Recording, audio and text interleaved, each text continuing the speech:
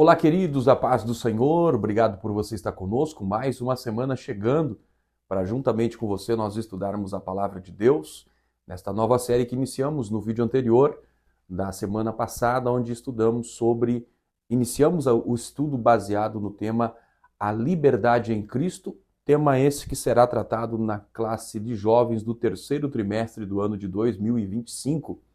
E trabalhamos ali na lição anterior sobre a carta de Paulo aos Gálatas, onde entendemos o contexto em que a carta foi escrita, o apóstolo Paulo como autor, identificado na carta e ao mesmo tempo trazendo as suas credenciais que ele apresenta, que ele não era apóstolo da parte de homens, mas da parte divina. Aprendemos também sobre a mensagem que estava sendo apresentada pelo apóstolo Paulo, uma mensagem poderosa que veio para trazer luz para um momento tão terrível e tão dramático na história da igreja do primeiro século, que é o momento em que há ali o embate teológico de dois reinos teológicos, o reino teológico da lei e o reino teológico da graça.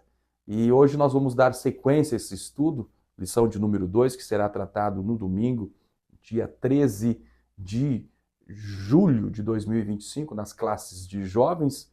E você, fique conosco, vamos juntos aprender a palavra de Deus, um tema maravilhoso. Tema de hoje, então, estaremos estudando o tema O Falso Evangelho. E aí nós encontramos o texto principal da lição de hoje, que está em Gálatas capítulo 1, versículo 9, que diz o seguinte: Assim como vô-lo dissemos, agora de novo também vô-lo digo, se alguém vos anunciar outro evangelho, além do que já recebestes, seja anátema. Aqui nós temos o resumo da lição do nosso escritor, que diz que nem toda mensagem aparentemente cristã é verdadeiramente vinda de Deus. E nós vamos hoje mostrar aqui sobre o aspecto da surpresa do apóstolo Paulo diante dos Gálatas pelo fato da transformação que estava acontecendo, não para melhor, mas antes estava sendo um retrocesso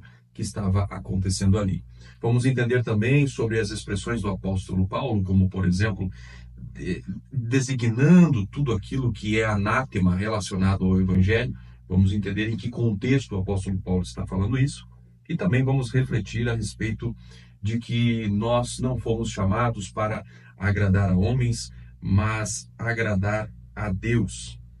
Antes de nós entrarmos nos tópicos da lição de hoje, nós precisamos relembrar que a carta de Paulo aos Gálatas, ela é um manifesto contra uma sutil apostasia que era perigosa e que estava internalizada, porque ela não era uma heresia frontal, mas uma distorção camuflada com aparência de piedade.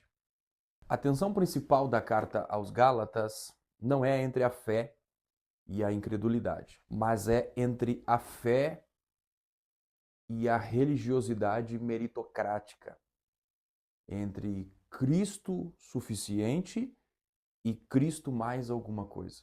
Por exemplo, mais obras. Né? Os oponentes de Paulo, como conhecemos os judaizantes, eles não estavam negando Jesus. Aqui que estava o grande perigo, como já falamos no vídeo anterior.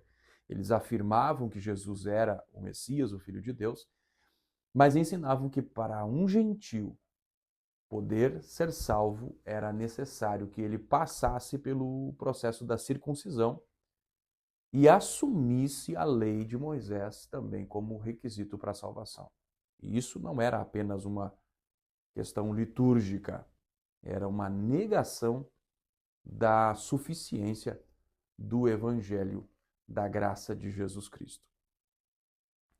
Portanto, quando a gente olha Gálatas, vê que ela é uma carta, mais do que uma carta pastoral.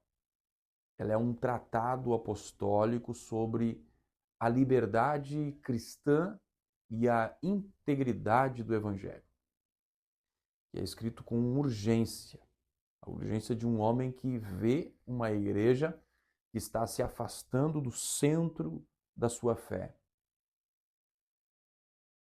E aí nós vamos para o tópico 1, onde nós vamos ver o apóstolo Paulo, esse homem que escreve, surpreso, admirado, expressões das quais ele vai utilizar aqui no texto. Então vamos ver, ponto 1, Paulo admirado, impressionado, Paulo mostrando-se impressionado. E o termo que Paulo utiliza para expressar o seu espanto é, no grego, taumasso, que significa mais do que uma surpresa. Implica uma quebra de uma expectativa lógica, de uma expectativa espiritual que estava existindo. Em todas as outras epístolas, o apóstolo Paulo ele iniciava com uma saudação, seguida de ações de graças. Quando nós olhamos Gálatas, Paulo ele quebra esse protocolo, ele rompe então com esse protocolo literário greco-romano ou judaico-cristão. Com isso a gente percebe um significado muito profundo. O tom da carta já é a mensagem da carta. Paulo, quando ele escreve, Paulo ele não está apenas espantado com a mudança teológica que está acontecendo ali.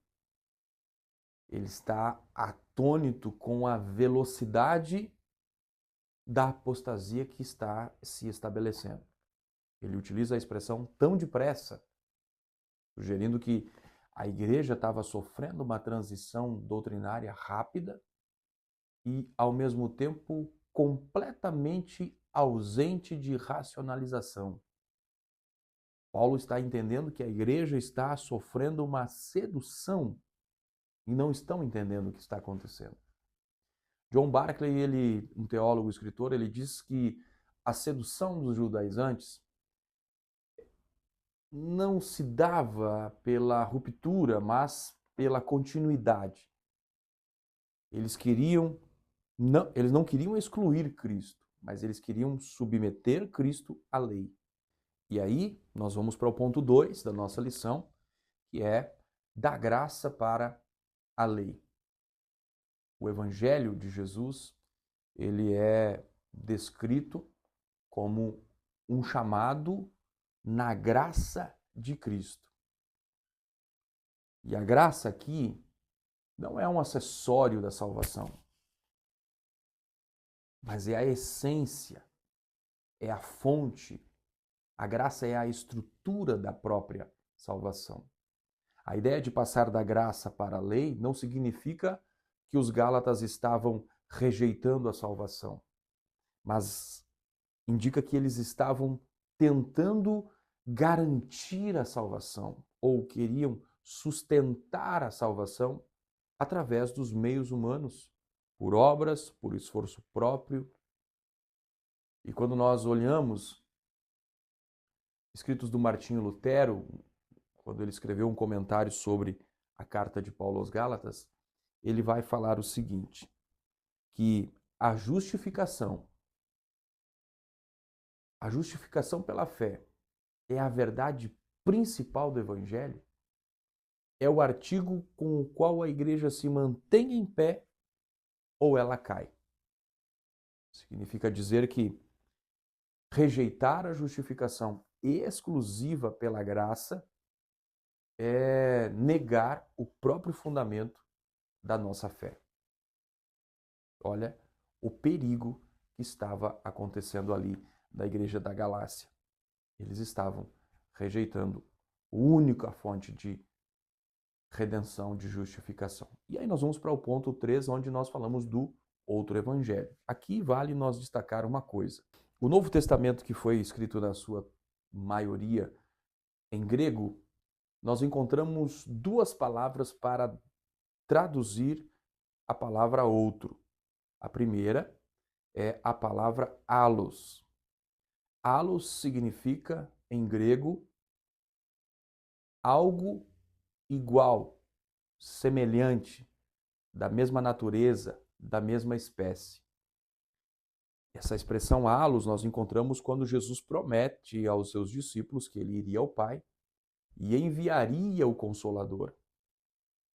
E esse Consolador ali, ele é apontado por Jesus como o outro Consolador, ou seja, mesma natureza, mesma espécie, divino, outro Consolador.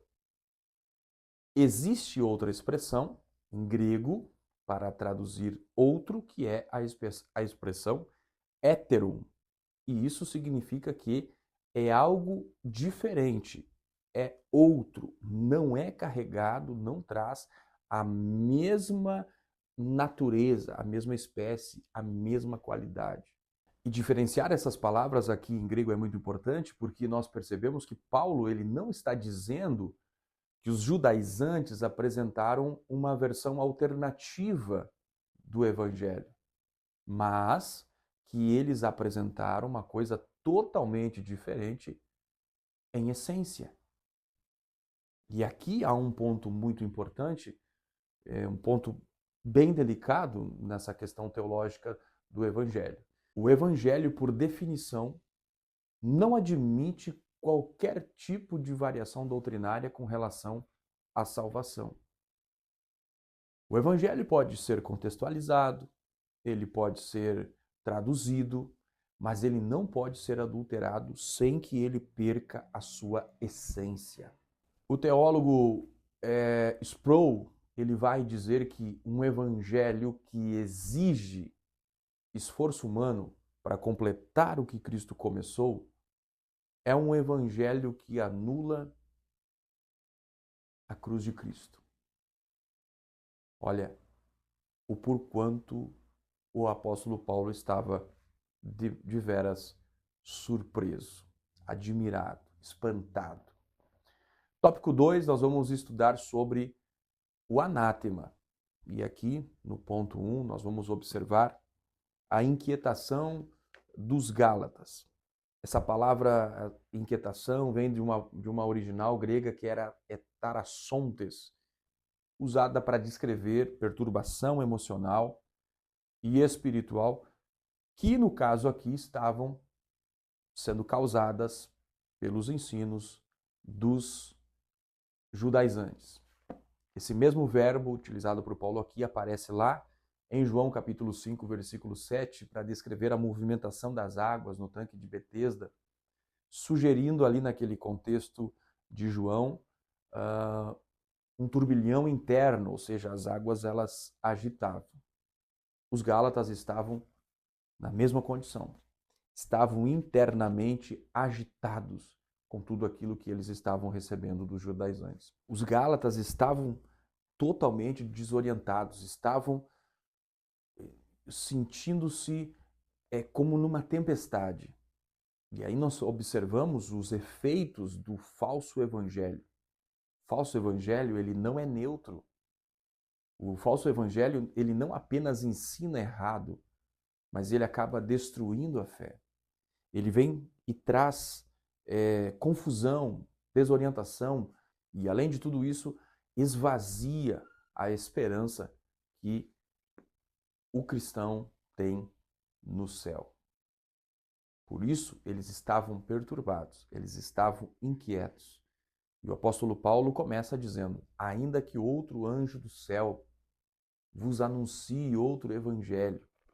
Observe que o apóstolo Paulo diz em Gálatas capítulo 1, versículo 8: mas ainda que nós mesmos ou um anjo do céu vos anuncie outro evangelho, além do que vos anunciamos, seja amaldiçoado.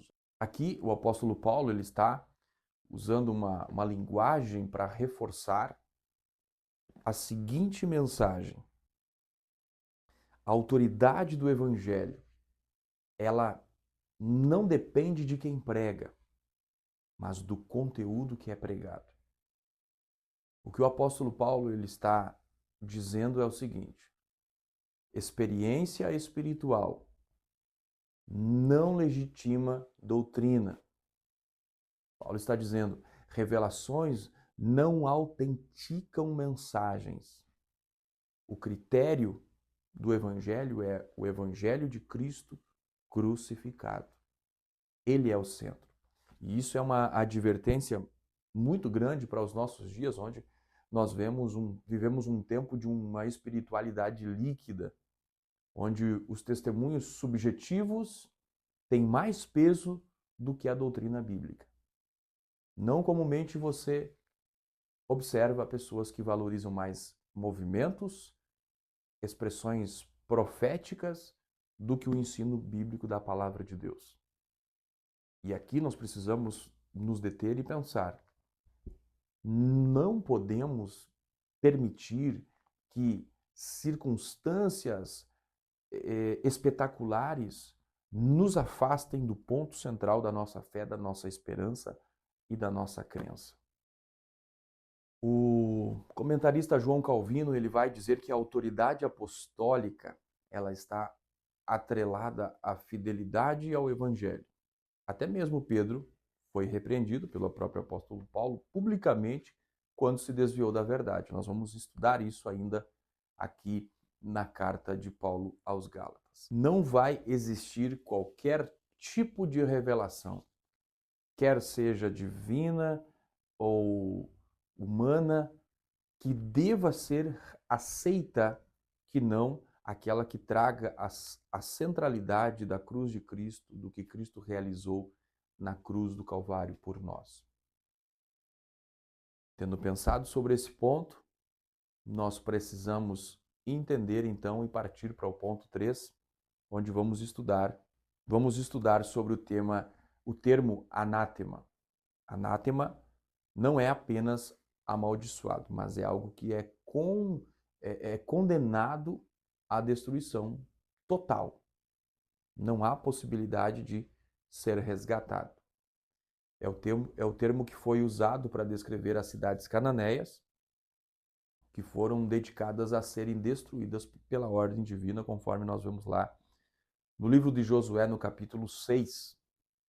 E isso significa que nós não estamos lidando com diferenças de denominações ou debates periféricos. Nós estamos falando de vida eterna e de condenação.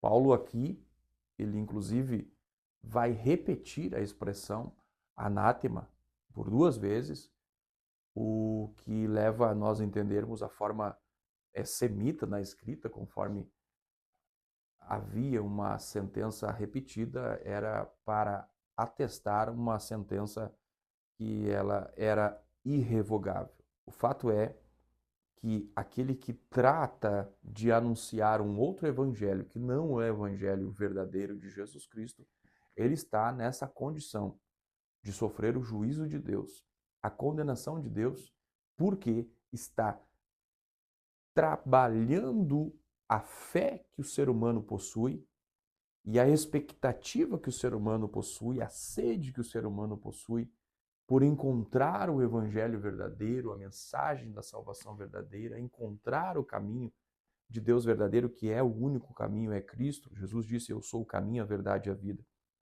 Então, esses que trabalham esta essência colocada por Deus dentro do ser humano para conduzi-los para um outro evangelho que afasta da vontade de Deus, então este sofrerá o juízo de Deus. Seja anátema. E Paulo reforça, é algo irrevogável. Brincar de pregar evangelho, de mudar evangelho, de adulterar evangelho, é coisa séria. Observe que aqui o apóstolo Paulo ele está construindo uma defesa, sua defesa apostólica, em contraste com a acusação dos judaizantes que provavelmente diziam que ele pregava um evangelho leve para agradar gentios e aderir eles para a igreja. Ele responde que não está interessado em agradar a ninguém, exceto a Deus. Se ele estivesse, veja bem, se o apóstolo Paulo estivesse buscando aceitação humana, jamais o apóstolo Paulo estaria pregando a cruz, conforme ele diz lá em 1 Coríntios capítulo 1, versículo 23 e 24. Ponto 2 da nossa lição, o que agrada aos homens. Observe que os evangelhos que são mais populares no nosso tempo, eles são muitas vezes apenas versões refinadas de doutrinas antigas. Prosperidade, que é o quê? Bênção por mérito. Você dá, você recebe. Moralismo, que é a aceitação por comportamento. Misticismo, que é uma espiritualidade que não apresenta a cruz em nenhum momento. Ativismo, que é a ideia da salvação por engajamento. São tipos de evangelhos que nós observamos hoje. E esses sistemas não são novos, são formas modernas do mesmo evangelho que foi adulterado nos tempos de Paulo, dos quais o apóstolo Paulo ele combateu. O apóstolo Paulo vai apresentar o seu desejo de agradar a Deus. E ele diz, ele se denomina servo de Cristo. Quando ele utiliza a expressão servo, que é doulos em grego, implica uma submissão total ao senhorio de Jesus. E é mais do que uma obediência. Nós vemos ali uma identidade. Para Paulo não é possível ser servo de Cristo e ao mesmo tempo servo de uma opinião pública. Portanto, o apóstolo Paulo, ele não estava em uma condição de querer agradar aos homens, ele estava querendo agradar a Deus. Em Atos 20 e 24, ele disse: "Em nada considero a minha vida preciosa para mim mesmo, contudo, que eu complete a carreira e o ministério que recebi do Senhor Jesus Cristo." Então, nesses 3 tópicos da lição de hoje que nós estudamos, nós vamos observar que a igreja de hoje, a atualidade, ela precisa recuperar a gravidade doutrinária que Paulo demonstra aqui. A liberdade cristã, ela não é libertinagem teológica, liberdade para pensar o que quer, não. É a liberdade de permanecer fiel à graça de Jesus Cristo, mesmo diante de pressões, quer sejam culturais, institucionais ou até mesmo religiosas. A cruz ela não precisa de complementos. A salvação ela não pode ser negociada. O evangelho ele não é uma ideia em evolução, mas é uma verdade revelada, imutável e absoluta. Muito bem, meus queridos, no programa de hoje nós trabalhamos de mostrar que após a sua saudação e apresentação do apóstolo Paulo na sua introdução da sua carta, ele começa a apontar, mostrar para os Gálatas, aqueles da igreja da região da Galácia, o caminho que eles estavam trilhando, que era um caminho paralelo ao caminho correto do Evangelho. O apóstolo Paulo vai alertá-los de que eles estavam ouvindo mensagens denominadas mensagens do Evangelho, mas que elas não eram o verdadeiro Evangelho. E ele vai alertar os Gálatas que eles não estão discernindo esta mensagem. E o ponto aqui é tão importante de que Paulo vai lembrá-los de que eles não podem passar do evangelho que eles já tinham recebido para outro evangelho, ao ponto dele dizer que nem um anjo, nem ele próprio que havia anunciado aos Gálatas a mensagem do evangelho, teria o direito de anunciar outro evangelho. Ao ponto do apóstolo Paulo dizer que quem o faz seja maldito, seja condenado, seja anátema. E a lição para hoje é: cuidado com o que você tem ouvido. Ensinos que trazem liberalidade, ensinos que permitem qualquer coisa. Sabemos que o evangelho de Jesus Cristo, ele não é pesado, ele é um fardo leve, ele é suave, mas também implica responsabilidades, implica resistência, implica renúncia, implica tomar a sua cruz e seguir a Jesus todos os dias. Que Deus abençoe a sua vida, que você continue no centro do Evangelho de Jesus, encarnando ele na sua vida, no seu dia a dia, na sua vida. Deus abençoe você, nos vemos no próximo vídeo, estudando a continuidade do tema a liberdade em Cristo.